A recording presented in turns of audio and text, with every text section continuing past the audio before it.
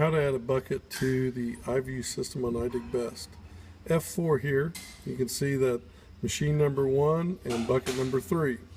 So if we're going to add a bucket, we don't want to add on number 3, we want to do a different one. So you hit the F4, start flashing, and then the screen it tells you it's for the mini excavator, 24-inch tooth bucket. That's bucket number 3, 24-inch tooth bucket. So we can go up here at the right or left arrows on the mouse. Buckets, and the up and down are for machines. So we're going to just right arrow here. Bucket number 4 is 36-inch smooth. Bucket number 5, I'm right arrowing over, as spoken for, 18-inch. Bucket number 6, no bucket there. It's a good place to go. Put a bucket, unless you want to cover up an old bucket. So we hit the menu button, takes us into the buckets. Bucket number 6, you want to change that, you just hit enter, you get the cursor, up or down, you can change it. Done, hit enter, it's locked in bucket number 6. Tools. Got the you can go down here and you can change which tools you want, up and down on your mouse. Drills, blades, there's all kinds of stuff. Reverse bucket, you want your regular bucket, cursor's off when you hit enter.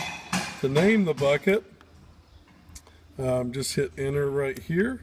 It's going to take you in and you can name your bucket. Very simple. Move left, right, space bar, put in your name of your bucket. When you're done, hit home. Home will take you back and the name of the bucket will be right there. I'm not adding a bucket right now.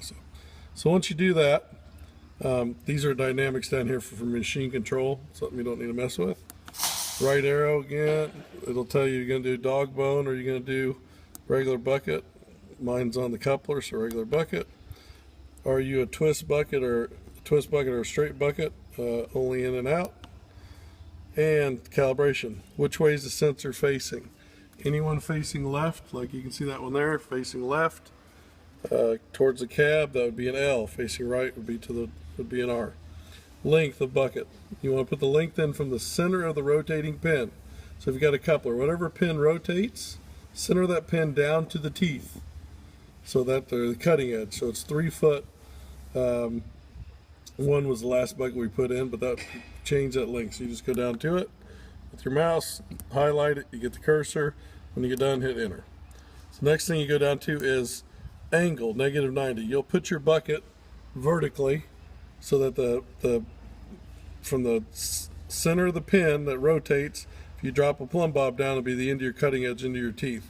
Once you get that bucket in a position, you hit enter one time, you'll get the cursor flashing right there. I don't want to do it right now because I don't want to change this bucket. And then you hit again, and it'll beep and say OK at the bottom. So the next thing you want to do is put in the width of the bucket. So if it's this one, we've got a 3 foot bucket in here. It's an old bucket. And then you want to do flat bucket. Flat bucketing is for machine control, or it'll tell you where your bucket's perfectly flat to the ground, where you dig perfectly flat. So you want to lay your bucket down flat as you can, what you think is the best of that, and you just hit enter, and it'll flash in what that angle is. So you're done with that. If you want to put X-ray vision in, it's right there.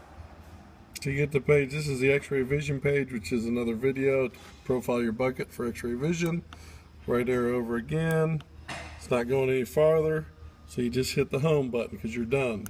So when you go home, it says, do you want to save the bucket? Yes, of course we want to save it. We hit enter.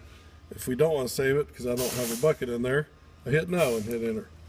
And it'll save it. I go back to the page. Now you're still flashing here because you're in bucket mode.